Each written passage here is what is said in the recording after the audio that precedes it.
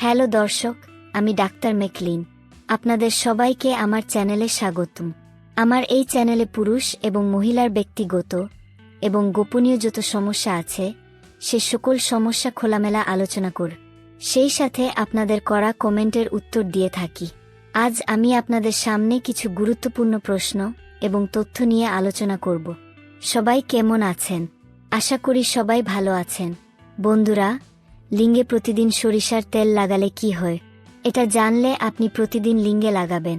কথাগুলো শুনে আপনারা হয়তো অবাক হচ্ছেন, তবে ভিডিওটি না টেনে প্রথম থেকে শেষ পর্যন্ত দেখবেন।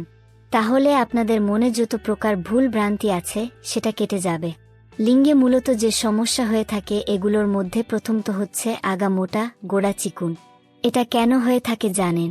হস্তমিথুনের জন্য। এটা সারাদিনে একবার যদি আপনি করে থাকেন ওকে, বাট এর বেশি ন।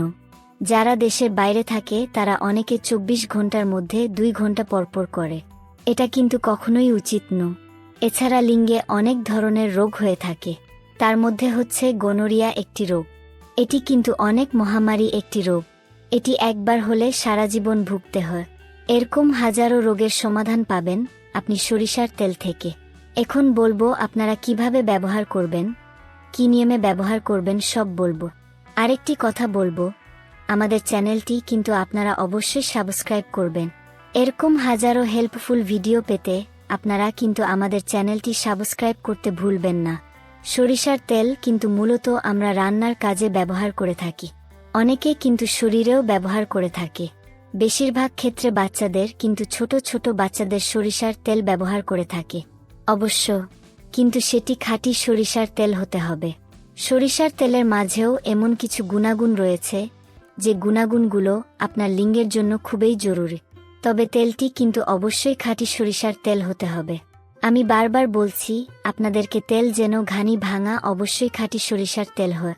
এই সরিষার তেল আপনার লিঙ্গ যদি সঠিকভাবে দিতে পারেন তাহলে আপনার লিঙ্গ থাকবে সুস্থ এবং সতেজ। তবে নিয়মটা জেনে নিন। প্রথমে আপনাদেরকে যেটি করতে হবে, আপনাদের লিঙ্গটি কিন্তু অবশ্যই ধুয়ে নেবেন যাতে ময়লাটা কেটে যায়, এবং ধুয়ে নেবার পরে অবশ্যই সেটি মুছে নিবে। তারপরে 4 থেকে 5 ফোঁটা সরিষার তেল দিয়ে দিবেন। বন্ধুরা, আমি এখানে 4 থেকে 5 ফোঁটা সরিষার তেল দিয়ে দিয়েছি। লিঙ্গে সরিষার তেল লাগাবেন যেখানে যেখানে লিঙ্গের রোগগুলো ঢিলা হয়ে গেছে সেখানে লাগাবেন। কারণ আপনি তো জানেন কোথায় কোথায় ঢিলা হয়েছে। অনেকের রোগ ঢিলা হবার কারণে কিন্তু বেশি সময় সহবাস করতে পারেন না। অতি উত্তেজনায় লিঙ্গের থেকে পাতলা পানি বের হয়ে যায়। এটাকে কিন্তু বলে ধাতু ভাঙা।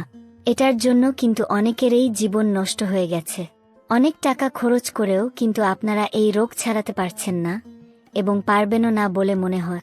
তবে একটা জিনিস খেয়াল করবেন, লিঙ্গের ছিদ্রে যেন এই তেলটি না লাগে। কারণ এই তেলটি কিন্তু অনেক ঝাঁঝালো হয়ে থাকে, আর খাঁটি সরিষার তেল কিন্তু অনেক ঝাঁঝালো হয়। তবে আবারও বলছি, আপনারা কিন্তু অবশ্যই খাঁটি সরিষার তেল ব্যবহার করবেন। এবং কিভাবে মালিশ করবে, প্রথমে আপনারা সরিষার তেলটি নিয়ে আপনাদের লিঙ্গে ঠিক গোড়া থেকে আগা পর্যন্ত আপনারা মালিশ করতে থাকবেন। 5 থেকে 6 মিনিট পর্যন্ত আপনারা মালিশ করবেন। এরপর আপনারা 5 থেকে 6 মিনিট পর্যন্ত মালিশ করার পরে আপনাদের লিঙ্গটি 15 থেকে 20 মিনিটের জন্য এভাবে রেখে দিন, এবং কোনো প্যান্ট পরবেন না। খোলামেলা অবস্থায় থাকার আপনারা চেষ্টা করবেন।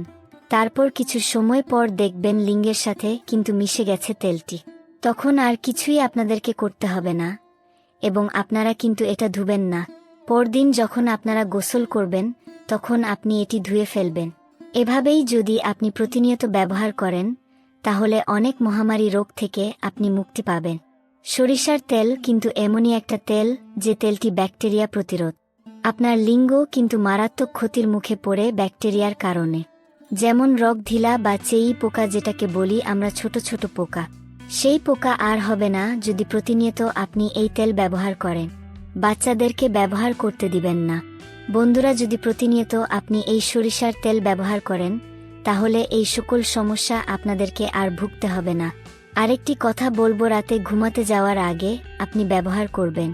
আর যারা সহবাস করবেন তারা কিন্তু এটি ব্যবহার করবেন না। সহবাস করার পরে আপনারা এই তেলটি ব্যবহার করবেন। তো আজ এই পর্যন্ত। আমার কথাগুলো কিন্তু অবশ্যই আপনারা বুঝতে পেরেছেন। যদি কোনো সমস্যা হয়ে থাকে তাহলে আমাদের কমেন্ট বক্সে আপনাদের মূল্যবান বক্তব্য শেয়ার করতে পারেন এবং আমাদের চ্যানেলটি কিন্তু অবশ্যই সাবস্ক্রাইব করবেন এবং পাশে থাকা বেল আইকনটি প্রেস করে আমাদের সাথেই থাকবেন। ধন্যবাদ। আরও তথ্যের জন্য সর্বদা একটি বিশেষজ্ঞ বা আপনার নিজের ডাক্তারের সাথে পরামর্শ করুন। আপনাদের এমন কোনো কিছু জানার থাকলে আমাদেরকে অবশ্যই জানাবেন।